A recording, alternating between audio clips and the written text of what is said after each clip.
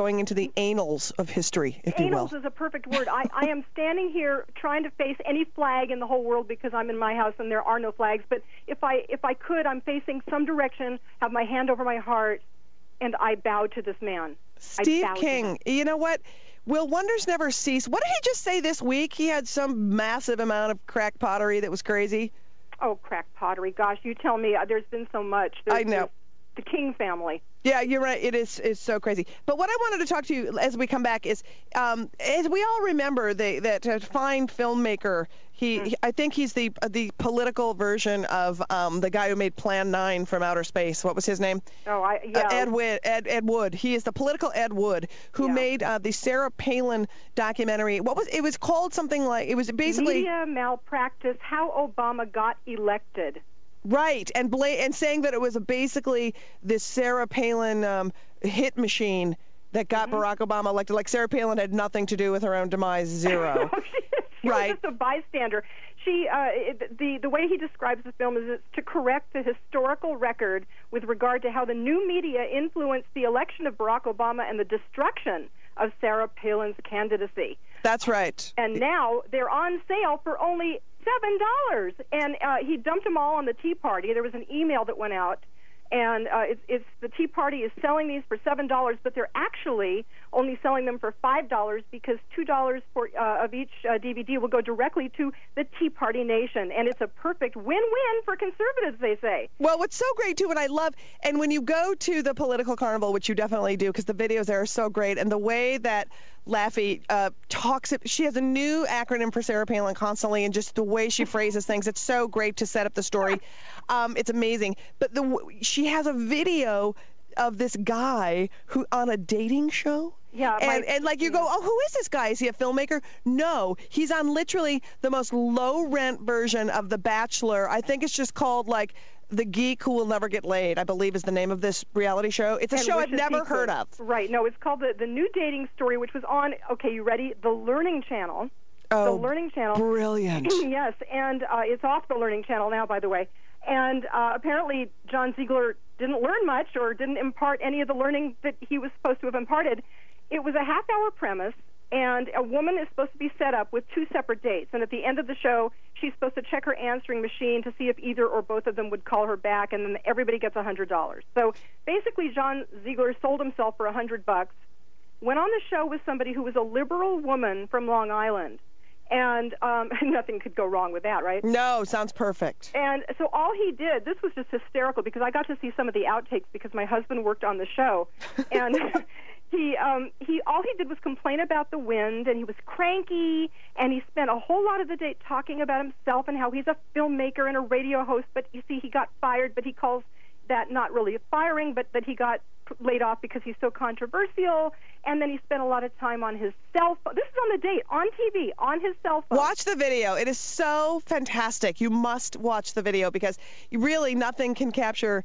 The video itself is so crazy. And to think that this guy had his 10 minutes of fame and that the mainstream media was like had him. He was on I saw him on every show. Everything. Hawking that stupid movie. Did you notice that? He's always yelling at somebody. He's always getting kicked out of places, and he's yelling. And I've got to tell you this, though, the money quote from the show, he said to the date that he thinks women are foolish and that he believes that marriage should have contracts that come up for renewal every 5 years, and that he says, quote, I realize talking about women and being rational is an oxymoron.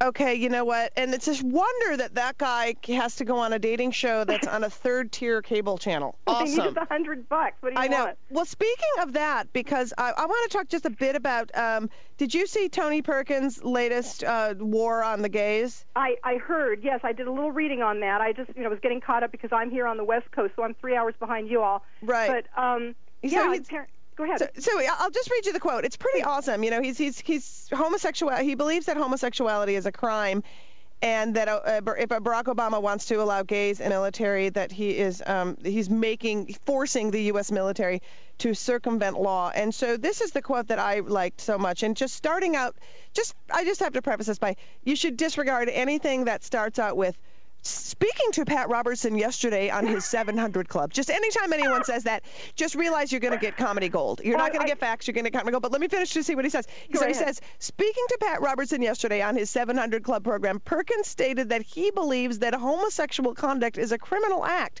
and that homosexual behavior is a crime, as adultery, and the president should uphold the law, not order the military to either circumvent or ignore it. Oh, well, he's a very open-minded type. First of all, sidebar. I wrote comedy for the Family Channel, and Pat Robertson would not let me use the words toilet paper. Enough said. Why is that biblically incorrect? Apparently, it was for a Apparently, puppet. paper shouldn't touch butt. Is that one of those things in the Bible that it says paper can't touch butt? It's a sin. Apparently, well, anything that touches butt is a sin to him, but... That's because he's never had anything touch his butt. Of course not. Let's go no further with that one. I will, stopping right there. We are listening to a family show. Yes, we certainly are. But yeah, in terms of gayness being illegal, basically that's what he was saying, that gayness should be illegal. Gay rights should not exist. People should not love one another. I'd like to see what it would be like if he. I wonder if is he possibly a closet case? Well, I always theoretically think when there's so many gigantic issues in the world to focus on, and when someone focuses on a relationship and the relationships of others that have nothing to do with greater world problems or even themselves, I always go to is that person a closet case? Well, I just always do. I'm not saying, I just because it just feels like, or you're just so rich and have been given this life that's afforded a luxury to be able to focus on the lifestyle of gay folks rather than all the bigger giant issues going on in the world, starvation and the healthcare problem and the wars and unemployment. You really focus constantly on people who want to love each other and try to make that a bad thing. Exactly. Well, this is the guy who wasn't too concerned about George Tiller getting assassinated or isn't too concerned about women's reproductive rights. So why would he care about gay rights? That's exactly right. Laffy, we got to go. Please go to her fantastic website. It's thepoliticalcarnival.net. She's one of my favorite people who is doing amazing reporting. And when you get so tired of watching all those blobbing heads on the mainstream news, you can get great news and you can get some humor. And she's a voice in the wilderness that makes me happy. Thank you so much, dear. Thank you, Liz. Okay, take care. Mm-hmm.